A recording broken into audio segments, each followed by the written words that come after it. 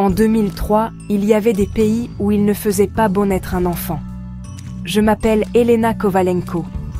J'ai 31 ans. Et pendant longtemps, j'ai cru que mon histoire n'intéresserait personne. Trop dure, trop floue, trop lointaine.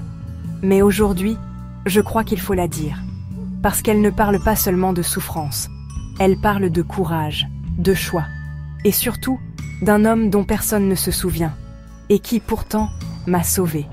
J'avais 8 ans, une enfant comme tant d'autres, dans un village de montagne oublié de tous, Kizilgok, quelque part dans les hauteurs de l'Ouzbékistan.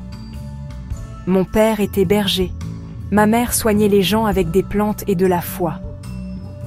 On vivait pauvrement, mais librement, jusqu'au jour où tout s'est effondré. Ce jour-là, des hommes sont arrivés. Pas des soldats officiels. Des mercenaires, des fantômes de guerre, revenus de conflits oubliés avec leurs kalachnikovs et leur haine comme seul bagage. Ils ne touchaient plus de solde depuis des mois. Alors ils ont décidé de se payer autrement. Ils ont enlevé 11 enfants, dont moi, pour nous vendre, pour nous échanger, pour faire ce que les adultes brisés osent à peine imaginer. Nous avons été enfermés dans une ancienne bergerie soviétique, transformée en prison, au sommet d'une crête inaccessible. Une pièce sans lumière, avec une cage de fer rouillée et des courants d'air qui sentèrent la moisissure. On dormait par terre. On pleurait en silence. On attendait qu'il se passe quelque chose. On n'espérait même plus. Mais ailleurs, une opération secrète se déroulait.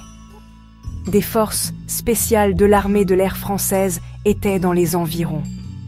Officiellement, ils n'étaient pas là. Leur mission ?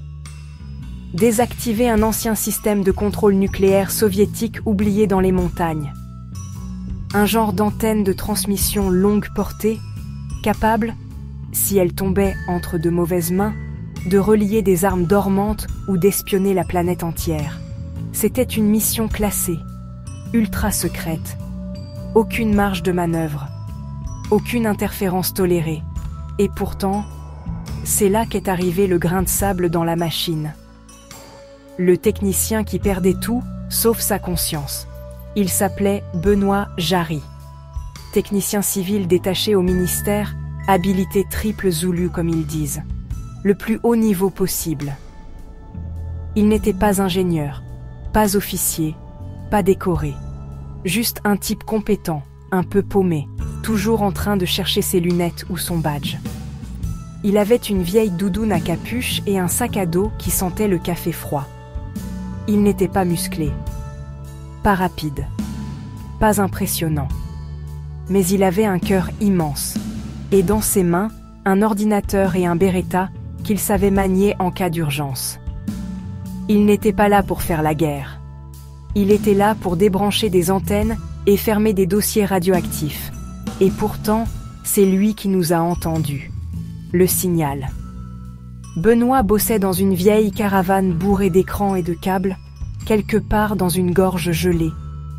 Il analysait les fréquences parasites d'un émetteur soviétique quand il est tombé sur quelque chose d'anormal, un bruit. Faible, irrégulier. Il a isolé le signal, l'a filtré. Et là, au milieu du souffle, il a entendu une voix d'enfant, en russe, un mot qu'il n'a jamais oublié. Pomogite. Aidez-nous, il a compris, l'engueulade qui a changé le cours des choses. Il a foncé vers le poste de commandement, il a renversé une cafetière, trébuché sur une caisse d'armes, perdu son carnet en route. Mais il est arrivé, le visage blême. Et là, il a exigé qu'on envoie une équipe. La commandante de l'unité, nom de code Orca, une femme droite comme un sabre, lui a répondu net. Ce n'est pas notre mission. On est ici pour sécuriser un matériel à risque mondial, pas pour gérer des affaires locales. Mais Benoît ne s'est pas laissé démonter. Il a haussé la voix. Il a crié même. Ce gars doux, maladroit, qui n'osait jamais déranger, s'est mis à hurler de colère et d'indignation. Il a parlé des enfants, de leur cage, du signal, de leur peur.